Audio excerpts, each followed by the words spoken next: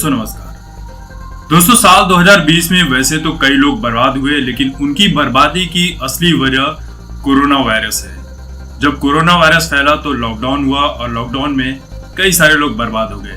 लेकिन एक ऐसी भी इंडस्ट्री है जिसके बर्बाद होने की वजह कोरोना वायरस नहीं बल्कि सुशांत सिंह राजपूत है। सुशांत सिंह राजपूत की मौत के बाद अगर सबसे ज्यादा कोई बर्बाद हुआ है तो वो है बॉलीवुड इंडस्ट्री। देखिए, बॉलीवुड का बर्बाद होना ये कोई छोटी मोटी बात नहीं है, ये बहुत बड़ी बात है। और अपने आप पे ये इतनी बड़ी बात है कि बॉलीवुड में जिस तरह से बॉलीवुड के लोगों का घमंड, सुशांत सिंह राजपूत के प्रति दोहरा चरित्र, नेपोटिज्म, ड्रग्स वाली बात और बॉलीवुड का अंडरवर्ल्ड से जो कनेक्शन जिस तरह से सामने आया है, ये सारी वजह है जिसकी वजह से अब लोगों ने बॉलीवुड के लोगों को जो सर पे बैठाने का काम पहले किया था उसे करना बंद कर दिया है। बॉलीवुड की फिल्मों को देखना बंद कर दिया, बॉलीवुड के सितारों को फॉलो करना बंद कर दिया। उनके बहुत सारे एक्टिविटीज को जिस तरह से वो अपने स्टाइल के रूप में लिया करते थे, उन्हें अपना आइकॉन माना करते थे, इन सभी चीजों को बंद करना शुरू कर दिया है, जिसका नतीजा ये है कि बॉलीवुड अब धीरे धीरे बर्बादी की कगार पर बढ़ रहा है। देखिए, सुशांत सिंह राजपूत की मौत के पहले कुछ महीनों तक ऐसा कोई भी मौका नहीं होता था जब सोनम कपूर, स्वरा भास्कर, अनुराग कश्यप, तापसी पन्नू और ऐसे बहुत सारे बॉलीवुड के सितारे जो हर मौके पर, जहां पर इनकी जरूरत भी नहीं होती थी कि इस मामले में इन्हें बोलना है, वहां पर भी ये अपनी बात रखने से पीछे नहीं हटते थे। चलिए, बात रखना तो अलग बात होती है, लेकिन उस बातों में जबरदस्ती अफवाह फैलाना और उन चीजों को गलत तरीके से पेश करना, जिस तरह से ये लोग किया करते थे, अब इन सबकी सिट्टी पिट्टी एकदम से गायब हो चुकी है। ये लोग ट्विटर से एकदम ही गायब हो चुके हैं। अनुराग कश्यप के ऊपर जिस तरह से इल्जाम लगे, फिलहाल उसके बाद से वो गायब हैं। सोनम कपूर, सोनाक्षी सिन्हा, ये सब के सब जनता के रडार पर आ चुके हैं, तो इन लोगों को अब कोई पसंद नहीं करता है। फिल्में देखना तो बहुत दूर की बात है। इनकी जो राजनीति थी इन्हीं के ऊपर बहुत ज्यादा भारी पड़ गई। देखिए, लॉकडाउन के बाद से जब चीजें सामान्य होना शुरू हुई तो बहुत सारे टीवी सीरियल के जो शूटिंग है वो ऑलरेडी हो रहे हैं, लेकिन आपको जानकर हैरानी होगी कि बॉलीवुड में इस वक्त फिलहाल किसी भी फिल्म की शूटिंग नहीं हो रही है। और इसकी सबसे बड़ी वजह यह है कि इन बॉलीवुड के लोगों को एक डर बैठ गया है कि हम फिल्में तो शूट कर लेंगे, उसकी एडिटिंग भी हो जाएगी, सब कुछ हो जाएगा, लेकिन इसे रिलीज करेंगे तो उसके बाद जो परिणाम सामने आएगा उसे कौन फेस करेगा। और यही वजह है कि जो थिएटर खुलने के बाद भी ये बॉलीवुड के लोग पुरानी फिल्मों को रिलीज कर रहे हैं। ये देखना चाहते हैं कि पुरानी फिल्मों को देखने के लिए कौन कौन थिएटर का दौरा करता है। देखिए, फिलहाल बॉलीवुड बहुत ज्यादा घबराया हुआ है और इनकी जो घबराहट है ये साफ साफ दिख रही है कि बॉलीवुड को कितना लॉस हो चुका है। एक रिपोर्ट जो सामने आई थी उसमें ये बात सामने आई कि बॉलीवुड को अब तक 6 से 7 हजार करोड़ का लॉस ऑलरेडी हो चुका है। और ये लॉस कोई छोटा मोटा लॉस नहीं है, ये बहुत बड़ा लॉस है।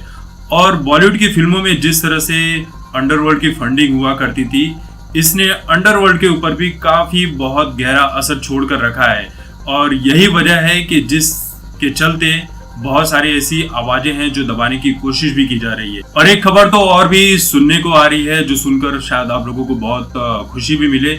खबर यह है कि प्रभास की फिल्म आदि पुरुष से दीपिका पादुकोण को निकालकर बाहर फेंक दिया गया है। जिस तरह से दूध में से मक्खी निकालकर बाहर फेंक देते हैं, ठीक उसी तरह से दीपिका पादुकोण को उस फिल्म से निकालकर बाहर फेंक दिया गया है कि चलो भैया निकलो, तुम्हारा यहाँ कोई काम नहीं है। और इसकी सबसे बड़ी वजह यह है कि दीपिका पादुकोण का ड्रग्स मामले में नाम सामने आना। और चलिए, ये तो दीपिका पादुकोण की बात है। उनके जो पति हैं, जो जोकर टाइप के पति हैं, वो इस वक्त काफी फ्रस्ट्रेटेड नजर आ रहे हैं। उनके फ्रस्ट्रेशन की वजह ऐसी है कि उन्होंने एक वीडियो ही लॉन्च कर दिया था कुछ दिन पहले, और उस वीडियो में वो साफ साफ कहते हुए दिखाई पड़ रहे थे। उनकी फ्रस्ट्रेशन देखिए, वो ये बोल रहे हैं कि ये तुम लोगों को कोई काम धंधा नहीं है क्या? मैं क्या पहनता हूँ, क्या करता हूँ, मैं किस तरह के कपड़े पहनता हूँ, किस तरह की एक्टिंग करता हूँ, इससे तुम लोगों का क्या मतलब है? तुम लोग अपने काम से काम मतलब रखो ना। तो भैया रणवीर सिंह, अगर जनता अपने काम से काम मतलब रखना शुरू कर देगी, जो कि ऑलरेडी शुरू कर चुकी है, जिसका परिणाम यही है कि तुम्हें इस तरह से वीडियो में सामने आना पड़ा। और तुम्हारी ये जो फ्रस्ट्रेशन है वो साफ साफ दिख रही है कि जनता ने तुम्हें लात मारकर भगाना शुरू कर दिया है। रही बात अमिताभ बच्चन की, तो कौन बनेगा करोड़पति का ये वाला सीजन जब से शुरू हुआ है, तब से लगभग हर एपिसोड में जिस तरह से हिंदू धर्म के ऊपर बदनाम करने की जो साजिश चल रही थी, अलग अलग तरह के क्वेश्चंस पूछे जा रहे थे। हर क्वेश्चन में आपने देखा होगा कि ज्यादातर हर एपिसोड में कोई ना कोई क्वेश्चन ऐसा सामने आ जाता था जहां पर हिंदुइज्म को बदनाम करने की जो साजिश चल रही थी, जिसके चलते लोगों ने केबीसी को बॉयकॉट करना शुरू कर दिया। हालांकि थाली में छेद वाली बात को लेकर तो अमिताभ बच्चन के ऊपर लोगों का गुस्सा ऑलरेडी फूटा पड़ा है।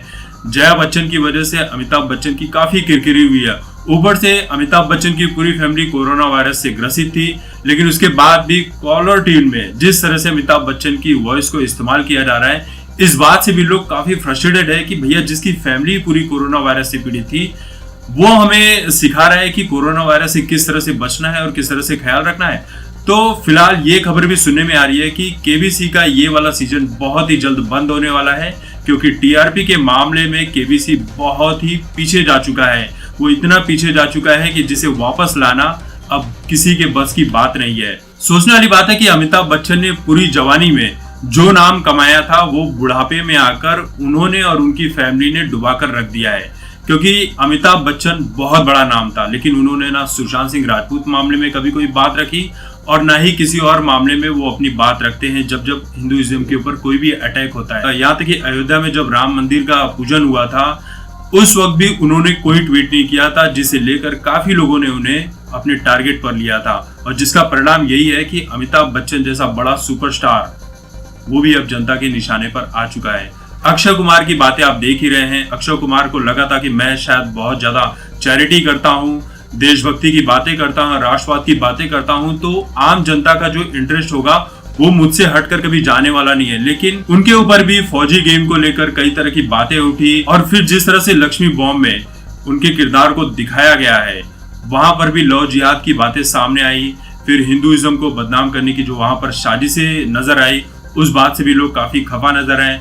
फिर 4 महीने तक शांत रहने के बाद अक्षय कुमार की जब फिल्म आने वाली थी, तब उन्होंने एक वीडियो निकाला और ये कहा कि मुझे सुशांत सिंह राजपूत की मौत से बहुत दुख है, और बॉलीवुड में जो ड्रग्स वाली बात चल रही है, इस बात से मैं इनकार नहीं करता हूं कि बॉलीवुड में ड्रग्स वाली बात नहीं चल रही है। मैं इस बात से बहुत दुखी हूं और इसके ऊपर कार्रवाई भी होनी चाहिए। लेकिन तब तक तो भैया चिड़िया खेत चुग चुकी है और आपको वीडियो बनाने में काफी देर हो चुकी थी। तो जनता ने अक्षय कुमार को भी आड़े हाथों लिया, जिसका परिणाम यह है कि लक्ष्मी बॉम्ब का नाम बदलकर लक्ष्मी रखा गया है। उसके बाद भी लोग यही बोल रहे हैं, भैया हम तो बॉयकॉट करेंगे, चाहे इसका नाम लक्ष्मी बॉम्ब रखो या लक्ष्मी रख लो या फिल्म का कोई और भी नाम रख लो, हम बॉयकॉट करेंगे, चाहे वो अक्षय कुमार हो चाहे वो कोई भी कुमार हो। दूसरी तरफ कपिल शर्मा शो में जिस तरह से अर्नब गोस्वामी का मजाक उड़ाया गया, अर्नब गोस्वामी किसकी बात कर रहे थे? अर्नब गोस्वामी सुशांत सिंह राजपूत की बात कर रहे थे, सुशांत सिंह राजपूत को इंसाफ दिलाने की बात कर रहे थे। लेकिन जिस तरह से कपिल शर्मा शो में अर्नब गोस्वामी का मजाक उड़ाया गया, उनकी पूरी टीम का मजाक उड़ाया गया, ये बात लोगों को पसंद नहीं आई। उन्होंने डिसाइड कर लिया कि अब कपिल शर्मा का जो बचा खुचा शो भी हम देखने की कोशिश कर रहे हैं, उसे भी बॉयकॉट कर देंगे। और इस शो को बॉयकॉट करने की जो सबसे बड़ी वजह ये भी है कि इस शो को प्रोड्यूस करते हैं सलमान खान, और सलमान खान से तो लोगों की भाई 36 का आंकड़ा लगा हुआ है। सलमान खान को लोग नफरत की नजर से और पता नहीं किस किस नजर से देख रहे हैं। तो कपिल शर्मा शो की भी जो टीआरपी है वो खड्डे में जा चुकी है, और उस खड्डे से बाहर निकालना अब ये भी सलमान खान के बस की बात नहीं है। दूसरी तरफ सलमान खान का ही एक शो है बिग बॉस, जो कि हर साल टीआरपी के मामले में काफी ऊपर बना हुआ रहता था। लेकिन जिस तरह से उसमें लव जिहाद की बात, फिर हिंदुइज्म की बात, और जिस तरह से घिनौनापन उसमें दिखाया जा रहा है, और उस शो को होस्ट करते हैं सलमान खान, तो इस शो की टीआरपी भी लगभग गड्ढे में जा चुकी है और उसे भी वहां से निकालना काफी मुश्किल है। आप लोगों को एक बात जानकर और भी हैरानी होगी कि बॉलीवुड अब अपना नया मार्केट इंडिया में नहीं बल्कि इंडिया से बाहर तलाश रहा है, और वहां पर अपनी फिल्में रिलीज करना शुरू कर चुका है। वो इसलिए क्योंकि इन्हें पता चल चुका है कि अगले 1 साल तक, जब तक ये सुशांत सिंह राजपूत वाला मुद्दा चलता रहेगा, जब तक अर्नब गोस्वामी इस बारे में बोलते रहेंगे, तब तक बॉलीवुड को लोग नजरअंदाज करते रहेंगे। उनकी फिल्में देखेंगे नहीं, उनकी फिल्में रिलीज होंगी तो फ्लॉप हो जाएंगी, सुपर फ्लॉप होंगी, और उन्हें करोड़ों रुपए का लॉस हो सकता है। तो अब बॉलीवुड ने ये डिसाइड कर लिया कि हम जो भी फिल्म रिलीज करेंगे वो सबसे पहले ओवरसीज में रिलीज करेंगे और देखेंगे वहां पर उसका क्या परिणाम आता है। उसके बाद हम इंडिया में लॉन्च करने की कोशिश करेंगे। और रही बात आम जनता की, तो आम जनता ने बॉलीवुड को नजरअंदाज करके साउथ की फिल्मों, हॉलीवुड की फिल्मों, मराठी फिल्मों और बाकी रीजनल फिल्मों को ज्यादा तवज्जो देना शुरू कर दिया है। देखिए, बॉलीवुड को लोग भले ही बॉयकॉट कर रहे हैं, लेकिन बॉलीवुड में ही बहुत सारी वेब सीरीज फिल्में बन रही हैं जिसमें बॉलीवुड के जो मेन कलाकार हैं, बड़े बड़े कलाकार हैं जिनका बॉयकॉट हो रहा है, वो लोग वहां पर नहीं है, तो लोग उन वेब सीरीज को भी देख रहे हैं। मिर्जापुर आप देख सकते हैं, हालांकि अली फजल को लेकर काफी विवाद उठा था, फिर भी मिर्जापुर काफी हिट रही, लोगों ने उसे काफी पसंद किया, क्योंकि पहले जो वेब सीरीज आई थी पहला पार्ट उसे काफी पसंद किया गया था। तो मिर्जापुर को तो देखना बनता था और लोगों ने देखा भी, और इसे देखने की जो सबसे बड़ी वजह थी वो थी पंकज त्रिपाठी। तो पंकज त्रिपाठी की वजह से भी लोगों ने इस शो को काफी पसंद किया। तो दोस्तों, आप लोगों को क्या लगता है कि क्या बॉलीवुड के अच्छे दिन आने वाले हैं, या बॉलीवुड सीधे के सीधे गटर में जा चुका है? वहां से निकलना बॉलीवुड के लिए बहुत ही बड़ा भारी काम हो सकता है। आपको क्या लगता है? कमेंट करके अपनी राय जरूर दीजिए। तब तक देखते रहिए आपकी बात मुकेश के साथ। धन्यवाद।